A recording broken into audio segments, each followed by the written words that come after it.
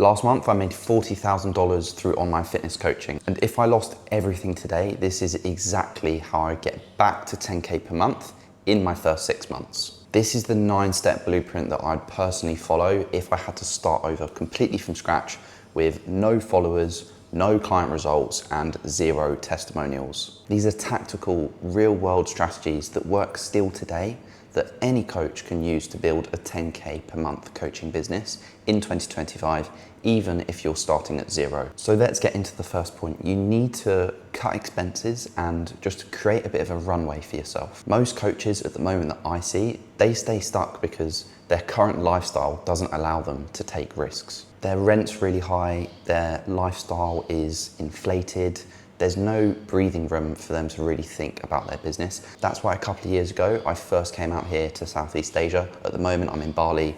If you can't tell from the pool and the trees and stuff like that, I first came out to Southeast Asia. I went to Thailand because of the lower cost of living, and it's a lot easier for you to function. And that's the beauty of the online space, obviously, is that you can do that. Now I'm in Bali, obviously not for the financial reasons, just because I absolutely love it. But that's definitely something to consider.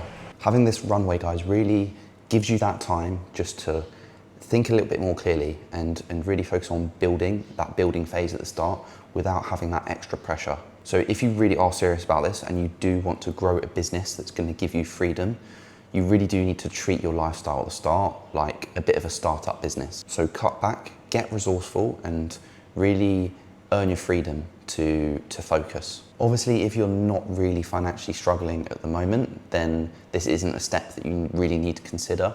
But I just wanted to say that because there are a lot of people I see out there that are worrying about their bills to pay, and they can't really then put in the effort that's required and have the mental space to really build this business right from the start. Step number 2 is you need to build a skill that is going to solve a painful problem. That is literally how business works. You do not need to be world class, that's not what I'm saying, but you do need to be better than around 90% of people at solving your one painful problem. For me, it was fat loss coaching, and that's something that I developed as a skill along the way. I wasn't the best fat loss coach in the world. You don't need to be the best right at the start, but you really do need to be willing to put in the work to become really good at what you're selling. For you, it might not be fat loss coaching, it might be muscle gain, it might be binge eating, it might be recovery, just some form of accountability, maybe more mindset focused,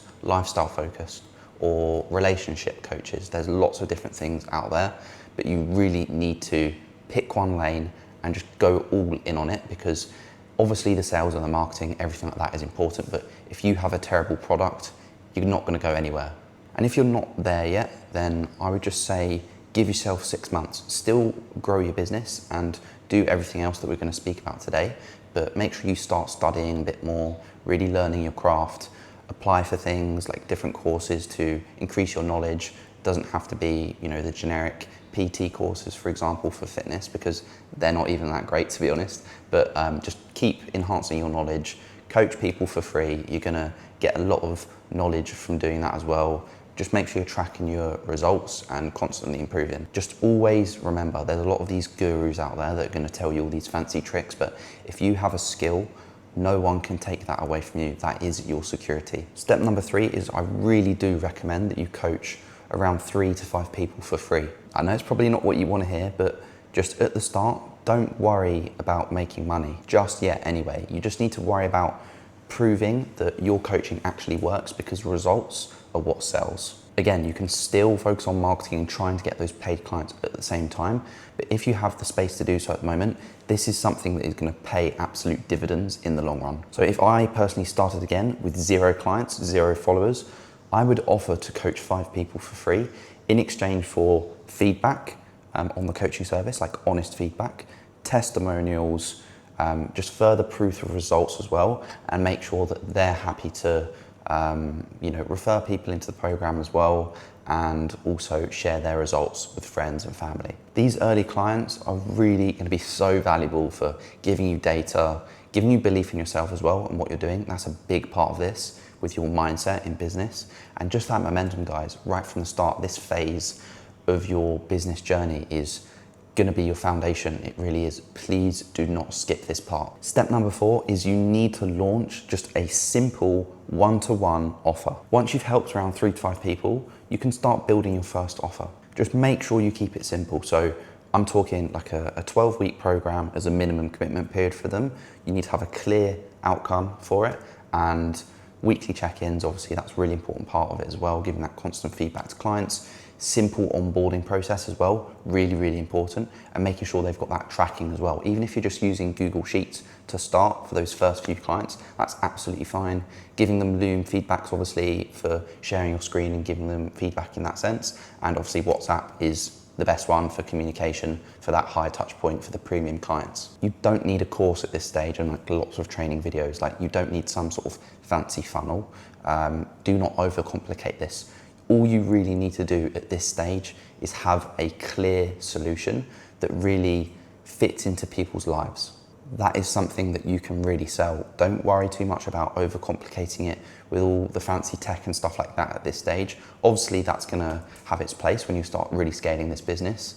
But for now, you just need to make sure that you're delivering the transformation. That's what someone's paying for.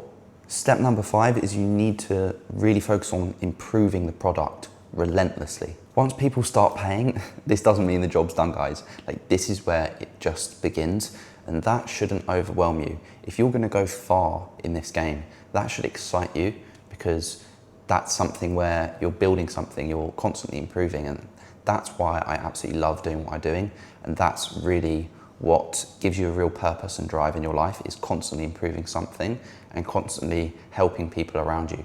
Most of these beginner coaches that end up failing, they're just focusing on leads. The people that go far in this game and really have a really solid business, they focus on fulfillment. So tightening your check-in response process, for example, like little things like that, or just building better resources for your clients over time, like those trainings we were speaking about, making the client journey smoother, like really getting into the mind of where, like what happens to your client when they join your program and how their experience is from their side.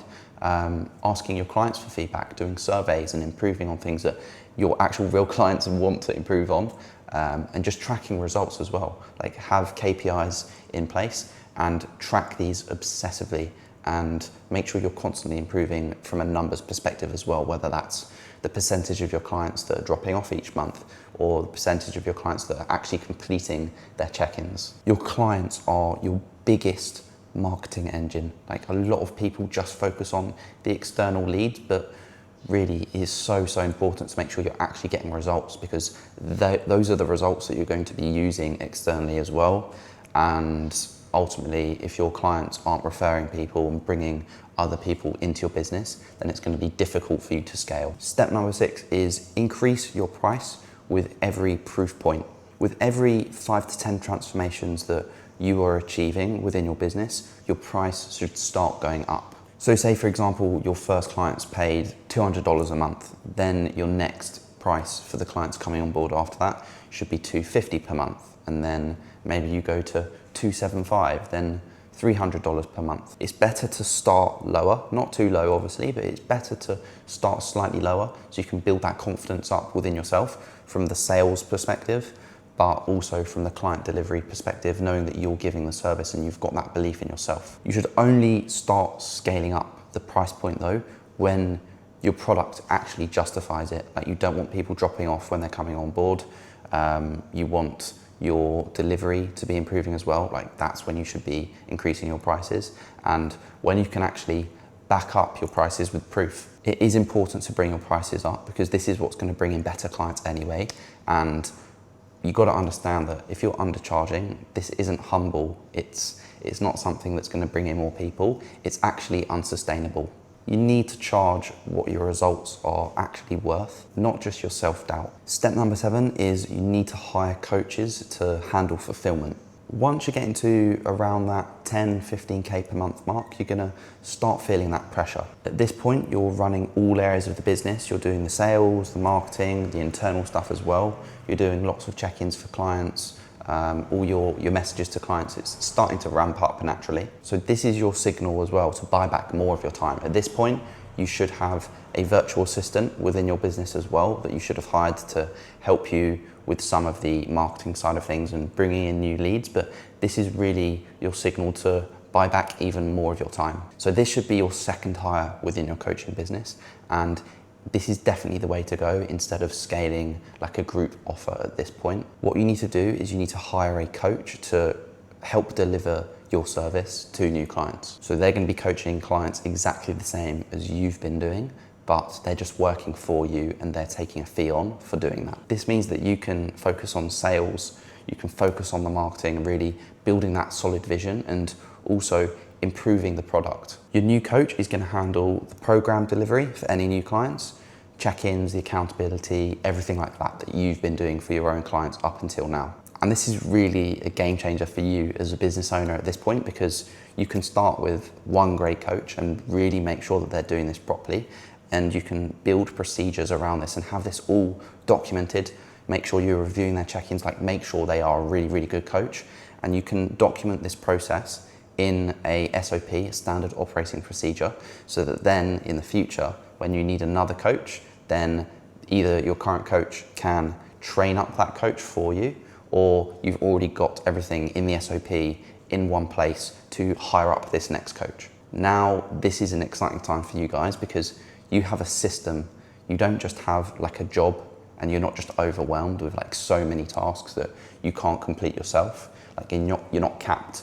This is where it really becomes a business, not a job, because you can take on as many clients as possible because you have people working for you for the fulfillment side of things. Step number 8 is, at this point, you need to really start enhancing your weekly content machine. Like at this point, guys, you've got the results. Like you've got real solid stories, you've got enough clients on board where you've just hired a coach and you've got belief in your service. That you've got a proper business at this point. It's just now time to really scale this up even more with that belief and turn that into authority. This is when you can really start scaling your content even more because you've outsourced that fulfillment side. So now it's just all about bringing in more leads. Now, you don't want to overthink this, like you still want to keep things simple, but you just need to build that simple weekly content system. Step number 8 is to systemize your sales pipeline.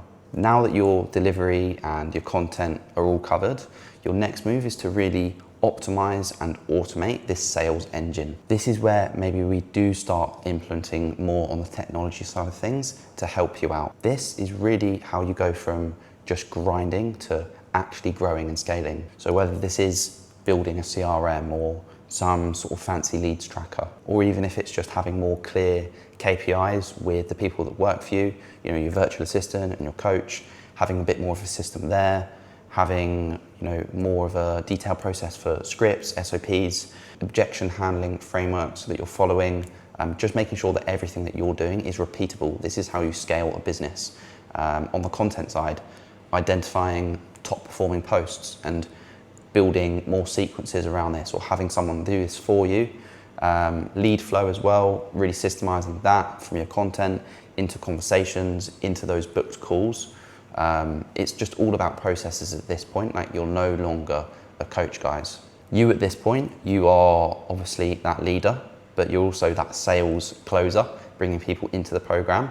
But yeah, you're that leader and you're that systems builder as well. You're the person that's piecing all these pieces of the puzzle together. This is really the step where this machine that you're building really starts to run without you having to constantly push it. Step number 9, really, really important one.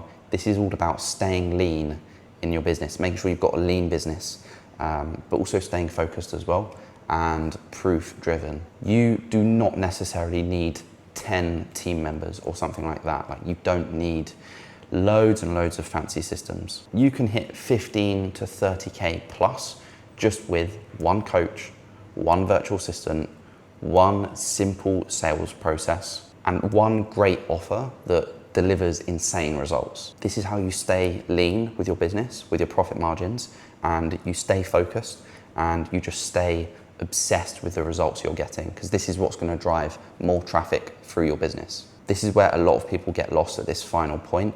You don't want to just scale in terms of complexity. You need to scale what actually works. That's pretty much it from me, guys. If you want to keep scaling your business, then watch the video around here somewhere if you would like to do that. If not, make sure you subscribe and I will see you in the next video.